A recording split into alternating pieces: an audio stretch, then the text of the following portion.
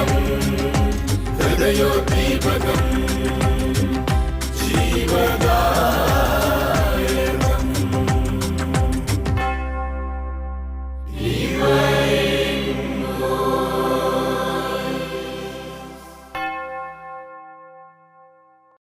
പിതാവിൻ്റെയും പുത്രൻ്റെയും പരിശുദ്ധാത്മാവിൻ്റെ നാമത്തിൽ ആമേൻ.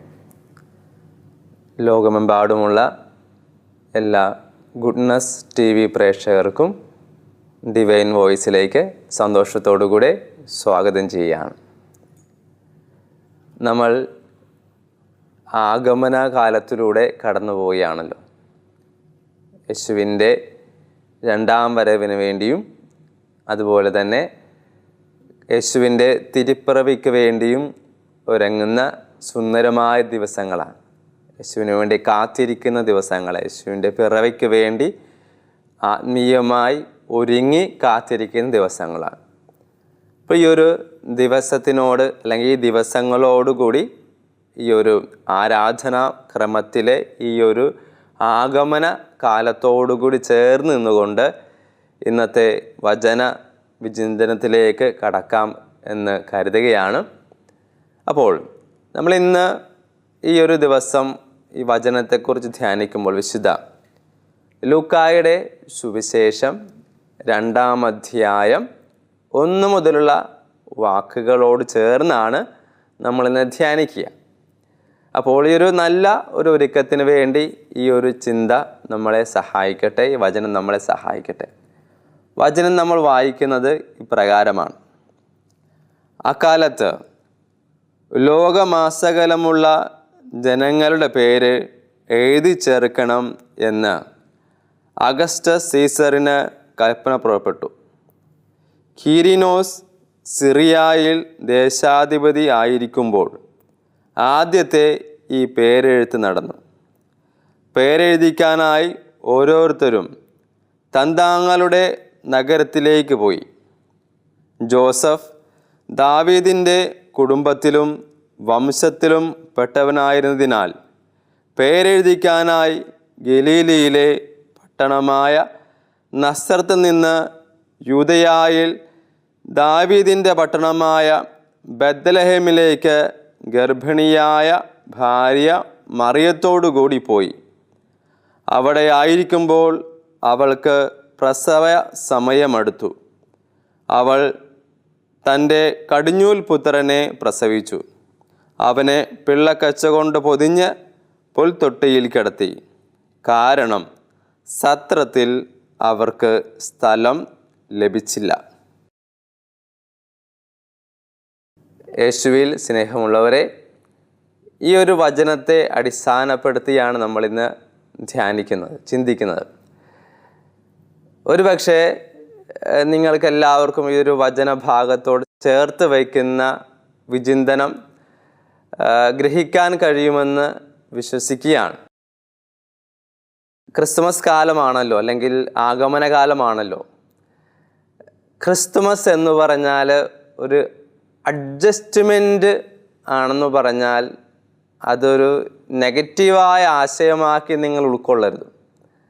Christmas is a adjustment. ഒരിക്കലും നെഗറ്റീവായിട്ട് ചിന്തിക്കരുതും പോസിറ്റീവായിട്ട് ചിന്തിക്കുക. ക്രിസ്മസ് എന്ന് പറഞ്ഞാൽ ഒരു അഡ്ജസ്റ്റ്മെൻറ്റ് ചെയ്തതിൻ്റെ തിരുനാളാണ്. നമ്മൾ ഈ ഒരു രീതിയിലൊന്ന് ചിന്തിച്ച് നോക്കാം. അതെങ്ങനെ എത്രത്തോളം ആ ചിന്ത പോകുമെന്ന് നമുക്ക് നോക്കാം. ക്രിസ്തുമസ് എന്ന് പറഞ്ഞാൽ അഡ്ജസ്റ്റ്മെൻറ്റ് ചെയ്തതിൻ്റെ തിരുനാളാണ്. അല്ലെങ്കിൽ നമുക്കിങ്ങനെയും പറയാം, നമ്മളൊക്കെ അഡ്ജസ്റ്റ്മെൻറ്റ് ചെയ്താൽ അതൊരു ക്രിസ്തുമസ് ആകും. ക്രിസ്തുമസ് എന്ന് പറഞ്ഞാൽ യേശു പിറക്കും. അപ്പം നമ്മളൊക്കെ വീടുകളിൽ കണ്ടും അറിഞ്ഞും ചില അഡ്ജസ്റ്റ്മെൻറ്റുകളൊക്കെ ചെയ്യുമ്പോഴാണ് ക്രിസ്തു നമ്മളിൽ പിറക്കുന്നത്. അപ്പോൾ അഡ്ജസ്റ്റ്മെൻ്റ് എന്ന് പറയുന്നത് ഒരു നെഗറ്റീവ് ആശയമല്ല, അച്ഛൻ ഉദ്ദേശിച്ചതൊരു പോസിറ്റീവ് ആശയമാണ്.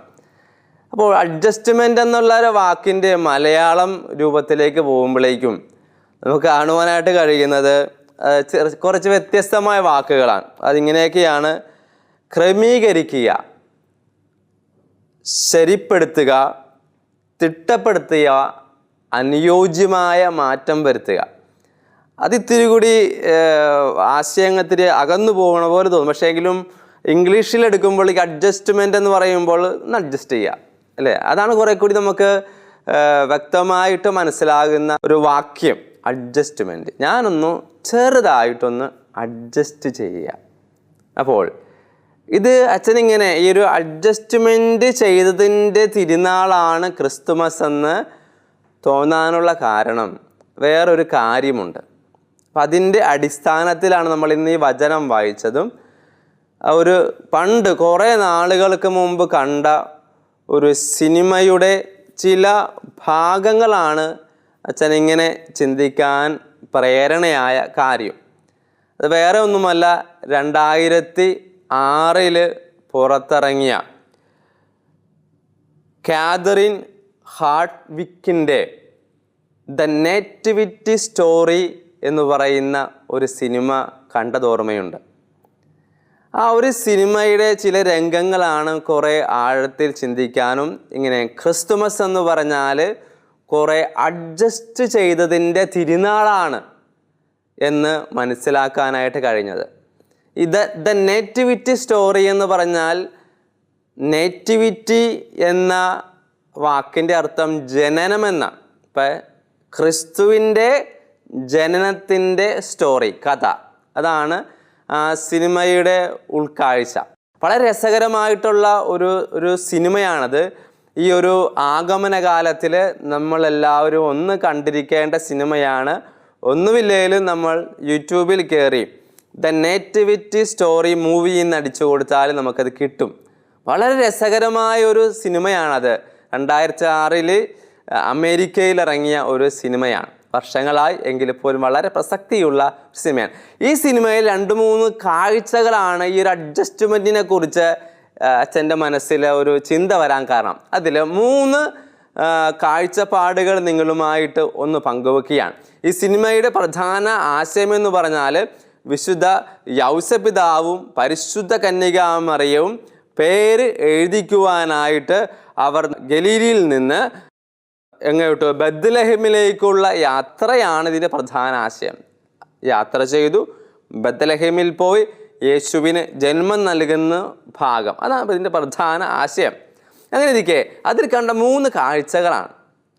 രസകരമാണ്. അച്ഛനത് പറയുമ്പോൾ നിങ്ങൾ മനസ്സിലൊന്ന് കാണണം ഈ കാഴ്ചകൾ.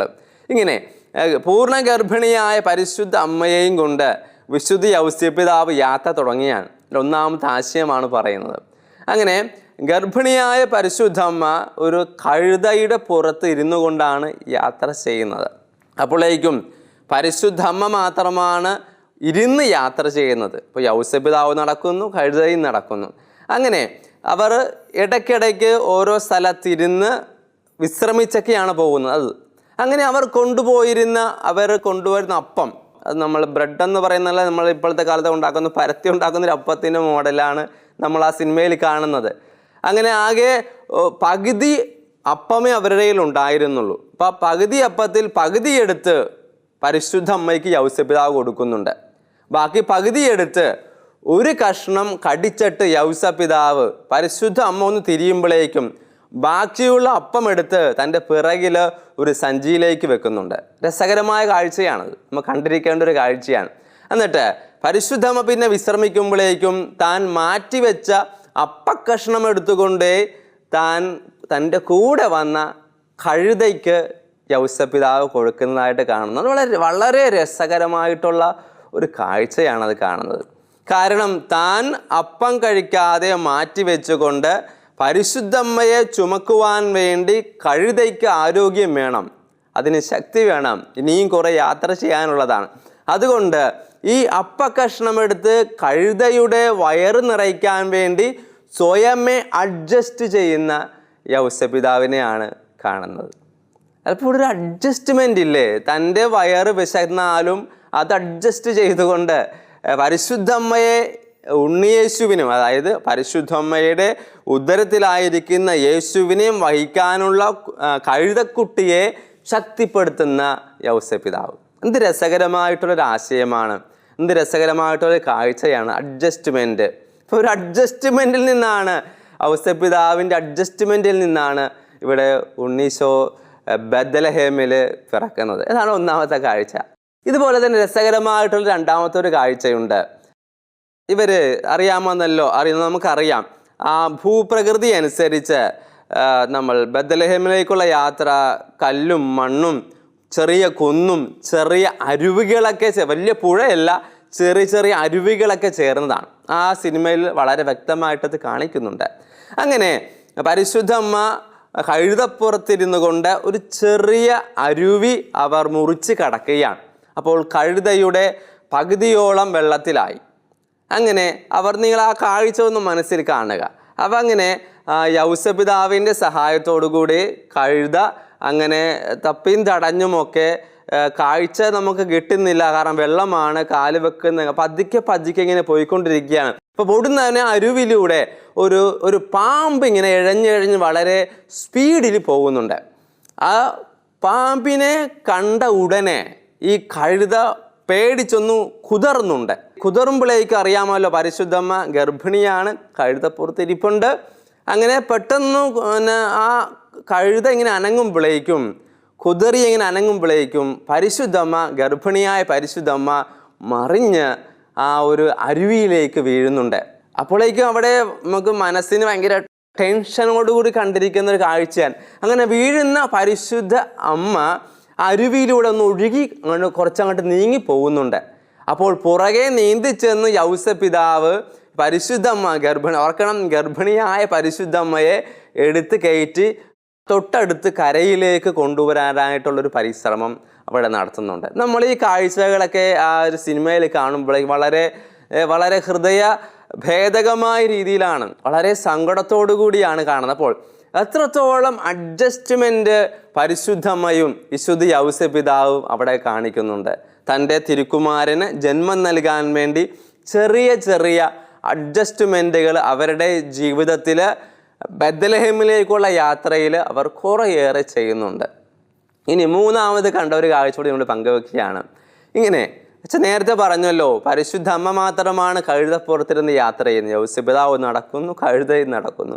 അങ്ങനെ ഇടയ്ക്ക് ഒരു റെസ്റ്റ് ചെയ്യുമ്പോൾ ഒരു അരുവിയുടെ ഇരിക്കുമ്പോഴേക്കും തളർന്ന് യൗസപിതാവ് ഇങ്ങനെ വളരെ കഷ്ടപ്പെട്ട് ഉറങ്ങിപ്പോവുകയാണ്.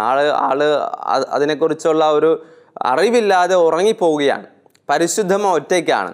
പക്ഷേ നമ്മളവിടെ കാണുന്നൊരു കാഴ്ച, ഇപ്പോൾ കല്ലും മണ്ണും ചെളിയൊക്കെ നടഞ്ഞ ഇടമായതുകൊണ്ട് പരിശുദ്ധ അമ്മ അരുവിയോട് ചേർന്ന് നിന്നുകൊണ്ട് അരുവിയിൽ നിന്ന് കുറച്ച് വെള്ളമെടുത്ത് അഴുക്കും ചെളിയുമൊക്കെ പുരണ്ട യൗസപിതാവിൻ്റെ കാൽപാദം ഇങ്ങനെ തുണി കൊണ്ട് വെള്ളത്തിൽ മുക്കി തുണി കൊണ്ട് തുടക്കുന്നുണ്ട്. വളരെ രസകരമായ, നമ്മൾ ഇത്തിരി ആഴത്തിൽ പറഞ്ഞാൽ കുറേ കൂടിയൊക്കെ റൊമാൻറ്റിക്കായ, ഒരു വിശുദ്ധി തുളുമ്പുന്ന, ഒരു കരുണയുടെ, അല്ലെങ്കിൽ എന്നെ വഴി നടത്തുന്ന എൻ്റെ ഭർത്താവിൻ്റെ കാല് തുടച്ച് വൃത്തിയാക്കുന്ന ഒരു കാഴ്ച. ആ കാഴ്ച ആദ്യം അച്ഛൻ കണ്ടപ്പോൾ എൻ്റെ മനസ്സിലേക്ക് വന്നത് യേശുനാഥൻ തിരുവത്താഴ വേളയിൽ ശിഷ്യന്മാരുടെ കാല് കഴുകിയ ഒരു കാഴ്ചയാണ് വ്യക്തിപരമായിട്ട് എൻ്റെ മനസ്സിലേക്ക് വന്നത്. അപ്പോൾ ഓർക്കുക, പരിശുദ്ധമ്മയും ഇവിടെ അഡ്ജസ്റ്റ്മെൻറ്റ് ചെയ്യുന്നുണ്ട്. യൗസപിതാവിൻ്റെ കാലൊക്കെ ഇങ്ങനെ വൃത്തിയായി തുടച്ച്, ഒരു പക്ഷെ എന്തെങ്കിലും മുറിവുകൾ ഉണ്ടെങ്കിൽ അതൊക്കെ തുടച്ച് വൃത്തിയാക്കുന്ന പരിശുദ്ധമ്മ. അപ്പോൾ ഈ ഒരു 3 കാഴ്ചകൾ വളരെ വളരെ രസകരമായിട്ട് തോന്നി, വളരെ ഹൃദയത്തെ തൊടുന്ന കാഴ്ച. ഈ കാഴ്ചകൾ കണ്ടുകൊണ്ടാണ് അച്ഛൻ നിങ്ങളോട് പങ്കുവെക്കുന്നത്. ഇതൊരു അഡ്ജസ്റ്റ്മെൻറ്റിൻ്റെ തിരുനാളാണ്. അതായത് പരിശുദ്ധമ്മയും വിശുദ്ധ യൗസപിതാവും കുറേയേറെ അഡ്ജസ്റ്റ്മെൻ്റൊക്കെ ചെയ്ത ഒരു തിരുനാളാണ് ക്രിസ്തുമസ് എന്ന് പറയുന്നത്. അങ്ങനെ അവർ യാത്ര ചെയ്ത് ബെത്ലഹേമിൽ വന്ന് ഒരു തൊഴുക്കൂട്ടിൽ ഈശോയ്ക്ക് ജന്മം നൽകുന്നുണ്ട്. പ്രിയമുള്ളവരെ, ഈ ഒരു കാഴ്ചപ്പാട് നിങ്ങളോട് പങ്കുവെക്കുമ്പോഴേക്കും ഈ ഒരു ആഗമന കാലത്ത് യേശുവിൻ്റെ തിരുപ്പിറവിക്ക് വേണ്ടി ഒരുങ്ങുവാനായിട്ട് 4 ഞായറാഴ്ചകൾ ഉൾപ്പെടെ 25-27 ദിവസങ്ങൾ തിരുസഭ നമുക്ക് നൽകിയിരിക്കുമ്പോൾ ഓർക്കുക, നമ്മുടെയൊക്കെ കുടുംബങ്ങളിൽ നമുക്കൊക്കെ കുറച്ചെങ്കിലും കൂടെയുള്ളവർക്ക് വേണ്ടി അഡ്ജസ്റ്റ് ചെയ്യാൻ പറ്റുന്നുണ്ടോ? ഓർക്കുക, ഞാൻ ഹൃദയം തുറന്ന് എൻ്റെ കൂടെയുള്ളവരോടൊത്ത് അഡ്ജസ്റ്റ്മെൻറ്റ് ചെയ്യുമ്പോഴാണ് ക്രിസ്തുമസ് ഉണ്ടാകുന്നത് എന്നുള്ളൊരു ചിന്തയാണ് അച്ഛൻ ഇന്ന് നിങ്ങളോട് പറഞ്ഞു തരാൻ ആഗ്രഹിക്കുന്നത്. കുടുംബത്തിൽ, വീടുകളിൽ, നിങ്ങളുടെ ജോലി സ്ഥലങ്ങളിൽ, നിങ്ങൾ എവിടെയായാലും നിങ്ങൾ ഹൃദയം തുറന്ന് കൂടെയുള്ളവർക്ക് വേണ്ടി ഒന്ന് അഡ്ജസ്റ്റ്മെൻറ്റ് ചെയ്യുമ്പോൾ, ഒന്ന് താന്നു കൊടുക്കുമ്പോഴും ഒന്ന് ക്ഷമിക്കുമ്പോഴും ഒന്ന് മാറിക്കൊടുക്കുമ്പോഴും ഒക്കെയാണ് പ്രിയമുള്ളവരെ നമ്മുടെ ഇടയിൽ ക്രിസ്തു ജനിക്കുന്നത്. നിങ്ങൾ ഓരോരുത്തരുടെയും വ്യക്തിപരമായ ഒരു അനുഭവം എടുത്ത് നമ്മൾ എത്ര പേര് നമ്മുടെ കൂടെയുള്ളവർക്ക് വേണ്ടി അഡ്ജസ്റ്റ്മെൻറ്റ് ചെയ്യുന്നുണ്ട്? ഒരുപക്ഷെ നമ്മൾ പലപ്പോഴും സ്വാർത്ഥരായി പോകുന്നില്ലേ? മറ്റുള്ളവരെല്ലാവരും എന്നോട് അഡ്ജസ്റ്റ് ചെയ്യണം, പക്ഷെ ഞാൻ പലപ്പോഴും അഡ്ജസ്റ്റ്മെൻറ്റ് ചെയ്യാറില്ല എന്ന് പറഞ്ഞാൽ എത്ര പേർക്ക് അതിനോട് ചേർന്ന് നിൽക്കാൻ പറ്റും? അല്ലെങ്കിൽ എത്ര പേർക്ക് അങ്ങനെയല്ല അച്ഛ എന്ന് പറയാനായിട്ട് സാധിക്കും? അതുകൊണ്ട് അച്ഛൻ വീണ്ടും വീണ്ടും ആവർത്തിക്കണേണ്, ക്രിസ്തുമസ് എന്ന് പറഞ്ഞാൽ ഒരു പോസിറ്റീവ്ലി അഡ്ജസ്റ്റ്മെൻറ്റ് ചെയ്യുന്ന ഒരു തിരുനാളാകണം. എവിടെയൊക്കെ നമ്മൾ ഏറ്റവും നല്ല രീതിയിൽ അഡ്ജസ്റ്റ്മെൻറ്റ് ചെയ്യുന്നുണ്ടോ അവിടെയെല്ലാം യേശുനാഥൻ പിറക്കുന്നുണ്ട്. അപ്പോൾ വളരെ പ്രത്യേകിച്ച് നിങ്ങളുടെ കുടുംബങ്ങളിൽ നമ്മൾ അഡ്ജസ്റ്റ്മെൻ്റൊക്കെ ചെയ്തില്ലെങ്കിൽ അതൊരു പോരായ്മയാണ്. കുറേ നാൾ മുമ്പ്, എനിക്ക് കഴിഞ്ഞ വർഷമാണെന്ന് തോന്നുന്നു, ക്രിസ്തുമസിനെ കുറിച്ചുള്ള ചില സന്ദേശങ്ങൾ കണ്ടപ്പോഴേക്കും, വീഡിയോ ക്ലിപ്പുകളിലൂടെ കണ്ടപ്പോഴേക്കും ക്രിസ്തുമസ് ഇസ് എ ഗീവിങ് എന്നുള്ളൊരു ആശയം കണ്ടു. ക്രിസ്തുമസ് ഇസ് എ ഗീവിങ് എന്ന് പറഞ്ഞാൽ, ക്രിസ്തുമസ് എന്ന് പറഞ്ഞാൽ കൊടുക്കലാണ്. അതുകൊണ്ട് എത്ര നല്ല സുന്ദരമായ ആശയമാണ്. അപ്പം ഞാൻ എനിക്കുള്ളത് ഇല്ലാത്തതല്ല, എനിക്കുള്ളത് ഞാൻ എൻ്റെ കൂടെയുള്ളവരുമായിട്ട് പങ്കുവെക്കലാണ് ക്രിസ്തുമസ് എന്ന് പറയുമ്പോൾ. ക്രിസ്തുമസ് ഇസ് എ ഗീവിങ്, കൊടുക്കലാണ് ക്രിസ്തുമസ് എന്ന് പറഞ്ഞാൽ. നമ്മൾ ഇന്നത്തെ ആശയം പറഞ്ഞ പോലെ പങ്കുവെക്കലാണ് നമ്മുടെ ക്രിസ്തുമസ് എന്ന് പറഞ്ഞാൽ. അല്ലെങ്കിൽ അഡ്ജസ്റ്റ്മെൻറ്റ് ചെയ്യലാണ് നമ്മുടെ ഇടയിൽ ക്രിസ്തുമസ് എന്ന് പറയുന്നത്. അതുകൊണ്ട് നമുക്ക് ഈ ഒരു ധ്യാന ചിന്തയിലൂടെ കടന്നു പോകുമ്പോൾ ഈ ഒരു ആഗമന കാലത്ത് നമുക്ക് തീരുമാനമെടുക്കാം, യേശുവേ, ഏറ്റവും നല്ല രീതിയിൽ കുടുംബത്തിന് വേണ്ടി, കൂടെയുള്ളവർക്ക് വേണ്ടി, സഹപ്രവർത്തകർക്ക് വേണ്ടി, കൂട്ടുകാർക്ക് വേണ്ടി, ബന്ധുമിത്രങ്ങൾക്ക് വേണ്ടി, സ്വന്തം ഭാര്യ, ഭർത്താവ്, മക്കൾ, മാതാപിതാക്കൾ എന്നിവർക്ക് വേണ്ടിയൊക്കെ ഏറ്റവും നല്ല രീതിയിൽ ഒന്ന് അഡ്ജസ്റ്റ് ചെയ്ത് കൊടുക്കാൻ നമുക്കൊക്കെ പറ്റണം. ഇത് കുറച്ച് നാളുകൾക്ക് മുമ്പ് കോട്ടയത്ത് പയസ് മൗണ്ട് എന്ന് പറഞ്ഞ സ്ഥലത്ത് ഉണ്ടായ ഒരനുഭവത്തിൻ്റെ ചെറിയൊരു വീഡിയോ കണ്ടതിൻ്റെ, ഒരു ചെറിയ ഡോക്യുമെൻ്ററി പോലെ കണ്ടതിൻ്റെ ഒരു കാഴ്ച ഈ ഒരു വിഷയത്തോട് ചേർന്ന് പറയുന്നത് നല്ലതായിരിക്കും എന്ന് കരുതിക്കൊണ്ടാണ് ഈ ഒരു സംഭവം നിങ്ങളുമായിട്ട് പങ്കുവെക്കുക. കാരണം നമ്മുടെ വിഷയം മറ്റുള്ളവർക്ക് വേണ്ടി അഡ്ജസ്റ്റ് ചെയ്യുമ്പോഴാണ് ക്രിസ്തുമസ് ഉണ്ടാകുന്നത് എന്നതാണ്. അതുകൊണ്ട് ഇവിടെ കോട്ടയം പയസ് മൗണ്ട് എന്ന് പറഞ്ഞ സ്ഥലത്ത് ഒരു ഓമന തോമസ് എന്ന് പറഞ്ഞ ചേച്ചിയെക്കുറിച്ചുള്ള ഒരു ചെറിയ ഡോക്യുമെൻ്ററി ആയിരുന്നു, ചെറിയൊരു. അപ്പം ഇവിടെ പറഞ്ഞു വെക്കുന്നത്, ഈ ചേച്ചിയുടെ സ്വന്തം അപ്പനെയും അമ്മയെയും ചെറിയൊരു ബുദ്ധിപരമായിട്ട് പ്രശ്നമുള്ള സഹോദരനും താമസിക്കുന്ന വീട്ടിലേക്ക് തന്നെ കെട്ടിച്ചു വിട്ട വീട്ടിൽ നിന്ന് 12 കിലോമീറ്റർ ഒരു ദിവസം യാത്ര ചെയ്ത് ഭക്ഷണവും ചുമന്നുകൊണ്ട് ഇവിടെ വന്ന്, അതായത് അപ്പൻ്റെയും അമ്മയുടെയും അടുത്ത് വന്ന് ഭക്ഷണം ചുമന്നുകൊണ്ട് കൊടുക്കുന്ന ഒരു കഥാപാത്രത്തെയാണ് അന്ന് ആ ഒരു വീഡിയോ ക്ലിപ്പിലൂടെ കാണാനായിട്ട് സാധിച്ചത്.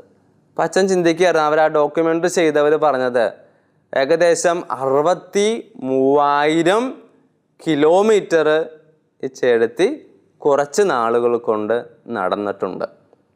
63,000. ആ വീഡിയോ ക്ലിപ്പിൽ കാണാൻ സാധിക്കും അവർ ഭക്ഷണ സാധനങ്ങൾ തലയിൽ ചുമന്നുകൊണ്ടും എളിക്ക് വെച്ചുകൊണ്ടും 12 കിലോമീറ്റർ എന്ന് പറഞ്ഞാൽ ഈ ആ സ്ഥലം സൂചിപ്പിക്കുന്ന പായ്സ് മൗണ്ട് എന്ന് പറഞ്ഞാൽ ഇത് കയറ്റവും ഇറക്കവും ഒക്കെ ഉള്ള ഒരു സ്ഥലമാണ്.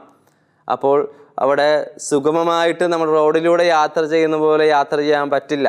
ഇത്തിരി റിസ്ക് പിടിച്ചതും ഇത്തിരി കതപ്പ് വരാനും ശാരീരികമായിട്ട് ബുദ്ധിമുട്ടുകളൊക്കെ വരാൻ സാധ്യതയുമുള്ളൊരിടമാണ്. അപ്പം അവിടേക്ക് ഈ സ്ത്രീ യാത്ര ചെയ്ത് എല്ലാ ദിവസവും 12 കിലോമീറ്റർ യാത്ര ചെയ്ത് അവിടെ വന്ന് അവർക്ക് ഭക്ഷണം കൊടുക്കുമ്പോഴേക്കും പ്രിയമുള്ളവരെ അതൊരു സ്വയമേ എടുത്ത ഒരു അഡ്ജസ്റ്റ്മെൻറ്റാണ്. വേണമെങ്കിൽ ആ ചേട്ടത്തിക്ക് തീരുമാനമെടുക്കാമായിരുന്നു എല്ലാ ദിവസവും വരണ്ട, 2 3 അല്ലെങ്കിൽ 4 ദിവസം കൂടുമ്പോൾ വന്നാൽ മതി എന്ന് കരുതാമായിരുന്നു. എങ്കിൽ പോലും ഇത്രയേറെ കിലോമീറ്ററുകൾ യാത്ര ചെയ്തുകൊണ്ട് ഈ ചേട്ടത്തി അവിടെ വന്ന് അമ്മയെയും അപ്പനെയും സഹോദരനെയും എല്ലാ ദിവസവും ശുശ്രൂഷ ചെയ്യുമെങ്കിൽ ഓർക്കുക, അതൊരു ചെറിയ കാര്യമല്ല. അവർ സ്വയമേ സ്വീകരിച്ച ഒരു അഡ്ജസ്റ്റ്മെൻ്റാണ് അത്. അല്ലെങ്കിൽ അവർ തനിക്ക് ദൈവം നൽകിയ മാതാപിതാക്കളെയും സഹോദരനും വേണ്ടി ചെയ്യുന്ന ഒരു ത്യാഗപ്രവൃത്തിയാണ്. തീർച്ചയായിട്ടും അങ്ങനെയുള്ള ഇടങ്ങളിലാണ് ആര് ജനിക്കുന്നത്? യേശു ജനിക്കുന്നത്, ക്രിസ്തുമസ് ഉണ്ടാകുന്നത്. ഈ ഒരു സംഭവം നിങ്ങളുടെ മുമ്പിലേക്ക് വെച്ചത് ഇതേപോലെയൊക്കെ എൻ്റെ സമയവും എൻ്റെ വിയർപ്പും മറ്റുള്ളവർക്ക് വേണ്ടി ഞാൻ അഡ്ജസ്റ്റ്മെൻറ്റ് മറ്റുള്ളവർക്ക് വേണ്ടി മാറ്റിവെക്കുമ്പോഴാണ് നമ്മുടെ ഇടയിൽ ക്രിസ്തുമസ് ഉണ്ടാകുന്നത്, ക്രിസ്തു ജനിക്കുന്നത്. അപ്പോൾ നിങ്ങളൊന്ന് ഓർക്കുക, സാധിക്കുമെങ്കിൽ ഈ ഒരു സിനിമ ദ നേറ്റിവിറ്റി സ്റ്റോറി എന്ന സിനിമ നിങ്ങൾ ഈ ആഗമന കാലത്ത് കണ്ടിരിക്കുന്നത് നല്ലതാണ്. കാരണം പരിശുദ്ധ അമ്മയും വിശുദ്ധ യൗസപിതാവും എത്രത്തോളം ത്യാഗം സഹിച്ചുവെന്ന്, അവരെത്രത്തോളം അഡ്ജസ്റ്റ്മെൻറ്റ് ചെയ്യുമ്പോഴാണ് ക്രിസ്തു ജനിച്ചതെന്ന് നമുക്ക് മനസ്സിലാക്കാൻ സാധിക്കും. അതുകൊണ്ട് എൻ്റെ പ്രിയമുള്ളവരെ, നിങ്ങൾ എവിടെയായിരിക്കുന്നുവോ ആ ഇടത്ത് ഈ ഒരു ആഗമന കാലത്ത് വളരെ പ്രത്യേകിച്ച് യേശുവിന് വേണ്ടി ഏറ്റവും പോസിറ്റീവായിട്ട് അഡ്ജസ്റ്റ്മെൻറ്റ് ചെയ്യുക. ഉറപ്പായിട്ടും തീർച്ചയായിട്ടും നമ്മുടെ വീട്ടിലും നമ്മുടെ ഹൃദയങ്ങളിലും ഉണ്ണീശോ പിറക്കും. അങ്ങനെ ഏറ്റവും നല്ല ഒരു ആഗമന കാലമായി മാറാൻ യേശു നമ്മളെ അനുഗ്രഹിക്കട്ടെ. സ്നേഹമുള്ളവരെ, നമുക്ക് അല്പനേരം ഒന്ന് കണ്ണുകളടച്ച് പ്രാർത്ഥിക്കാം. ഇപ്പോൾ കേട്ട തിരുവചനം പോലെ യേശുവേ, അങ്ങയുടെ തിരുപ്പിറവി പരിശുദ്ധ അമ്മയുടെയും വിശുദ്ധ യൗസപിതാവിൻ്റെയും ഒക്കെ കുറേയേറെ അവർ പോസിറ്റീവായിട്ട് അഡ്ജസ്റ്റ്മെൻറ്റ് പരസ്പരം ചെയ്തത് കൊണ്ടാണല്ലോ ഉണ്ണീശോ ബെത്ലഹേമിൽ പിറന്നത്. യേശുവേ, ഞങ്ങളുടെ കുടുംബങ്ങളിലും ഞങ്ങളുടെ ജോലി സ്ഥലങ്ങളിലും ഞങ്ങൾ എവിടെയായിരിക്കുന്നു ആ ഇടങ്ങളെല്ലായിടത്തും ഞങ്ങളുടെ കൂടെയുള്ളവർക്ക് വേണ്ടി ത്യാഗം സഹിച്ച് സമയം കണ്ടെത്തി അഡ്ജസ്റ്റ് ചെയ്യാനുള്ള വലിയ കൃപയും മനസ്സും ഞങ്ങൾക്കെല്ലാവർക്കും നൽകണമേ. കർത്താവായ ക്രിസ്തു വഴി ഞങ്ങൾ സമർപ്പിക്കുന്ന പ്രാർത്ഥന അങ്ങ് കേട്ടുകൊള്ളണമേ. ആമേൻ.